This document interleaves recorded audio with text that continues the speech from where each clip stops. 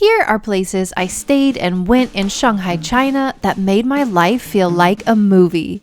We stayed in the tallest building in China for our 7-year anniversary, and once we got there, we did not want to leave.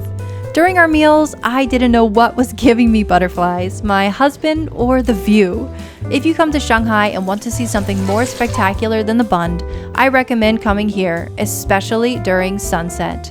The next day, I couldn't believe I was still in Shanghai. Is this Venice or is this Shanghai? I'm confused. Just an hour's ride from the city center is this 1,700-year-old little town.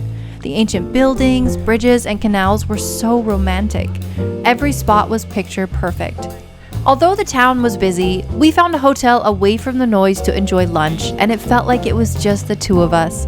I didn't know this kind of peace was possible in Shanghai until my lunch with a lake view. Although we didn't talk much, our love flowed like the waterways in Zhujiajiao.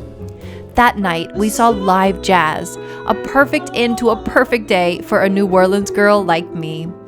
A huge part of our love story is film photography, so we stayed at one of the most iconic Art Deco landmarks in old Shanghai to take pictures. Coming here feels like time traveling to the 1930s.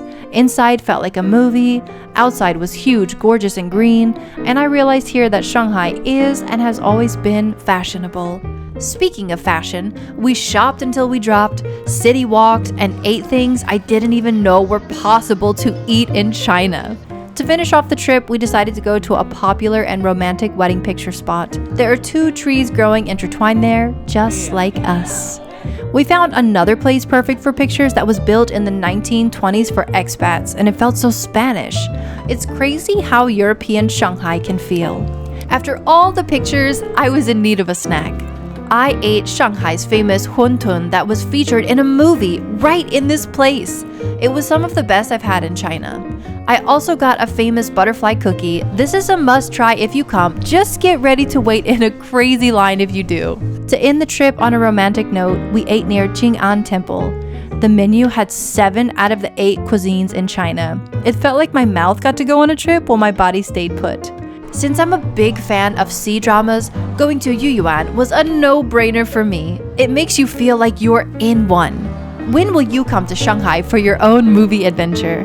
Stay tuned for more about Shanghai's entertainment and fashion in part 2.